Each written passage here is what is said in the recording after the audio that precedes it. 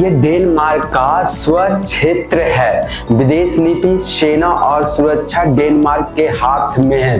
तो ग्रीनलैंड के ज्यादातर लोग इनुइट समुदाय से हैं।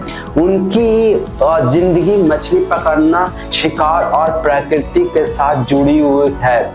उन्होंने कभी नहीं सोचा था कि उनकी जमीन एक दिन ग्लोबल पॉलिटिक्स का सेंटर बन जाएगा। अमेरिका को ग्रीनलैंड क्यों चाहिए? कारण नंबर 1, मिलिट्री और सुरक्षा। ग्रीनलैंड को लोकेशन बहुत अहम है। अमेरिका, यूरोप और रूस के बीच आर्कटिक रीजन का दरवाजा है। अमेरिका का सबसे ये मिलिट्री बेस है थूलू एयर बेस और प्यूटो पिक्स स्पेस बेस है। यह बेस मिसाइल अटैक को ज्यादा महत्व पकड़ता है यानी देता है। रूस की गतिविधियों पर नजर रखता। आसान भाषा में समझाऊं तो ग्रीनलैंड अमेरिका के लिए एक चौकी यानी वॉच टावर है।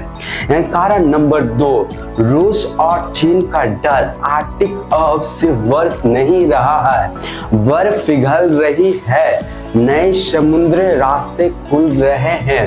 तेल, गैस और मिनरल दिखाने लगे हैं। रूस आर्कटिक में मिलिट्री बढ़ रहा है। चीन खुद को नियर आर्कटिक पावर कहता है। खनन और इंफ्रास्ट्रक्चर में दिलचस्पी। अमेरिका सोचता है अगर हम नहीं गए तो कोई और चला जाएगा। रेयर अर्थ मिनरल्स ग्रीनलैंड में है। रेयर अर्थ मिनरल्स, यूरेनियम, तेल और गैस की संभावना। इनका इस्तेमाल होता मोबाइल बनाने में, मिसाइल बनाने में, इलेक्ट्रिक कार बनाने में, सैटेलाइट बनाने में। आज चीन इन पर काफी कंट्रोल रखता है। अमेरिका इस निर्भरता से बाहर निकलना चाहता है।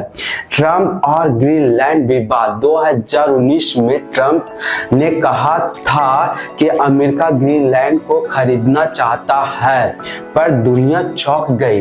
डेनमार्क ने जवाब दिया है कि ग्रीनलैंड बिकाऊ नहीं है। ट्रंप ने डेनमार्क का दौरा रद्द कर दिया। ग्रीनलैंड के लोग बोले हम कोई जमीन का टुकड़ा नहीं है। डेनमार्क बोला ये हमारी डेमोक्रेसी का अपमान है। डेनमार्क की चिंता, ये डेनमार्क के लिए ग्रीनलैंड उसकी पहचान है, उसकी ताकत है, आर्कटिक में उसकी मौजूदगी है। डेनमार्क ग्रीनलैंड को आर्थिक मदद देता है, शिक्षा और स्वास्थ्य में निवेश करता है। डर यह भी है अगर अमेरिका आया तो स्थानीय लोग, संस्कृति और अधिकार खतरे में पड़ सकते हैं। ग्रीनलैंड के लोग क्या चाहते हैं? 3 सोच है ग्रीनलैंड के लोग, यानी पूरी तरह आजादी, डेनमार्क के साथ सुरक्षा, अमेरिका से दूरी बनाना। सबकी एक ही राय, हमें बेचा नहीं जाना चाहिए। एक स्थानीय व्यक्ति ने कहा है कि हमें छोटे हैं लेकिन हमारी आवाज है। आर्कटिक आने वाला युद्ध क्षेत्र बन जाएगा। जलवायु परिवर्तन ने आर्कटिक को बदल दिया है।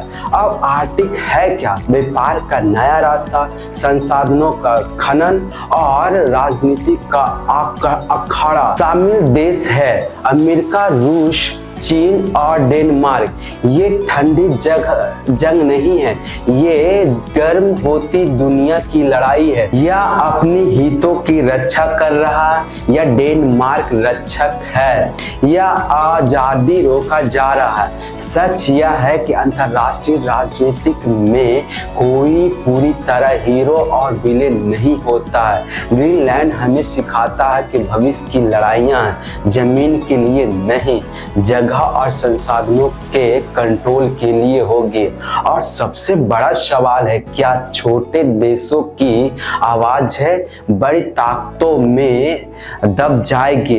अगर आपको ये वीडियो सोचने पर मजबूर करे तो लाइक करें और शेयर करें। कमेंट में बताएं आप किसके साथ है, ग्रीनलैंड, डेनमार्क और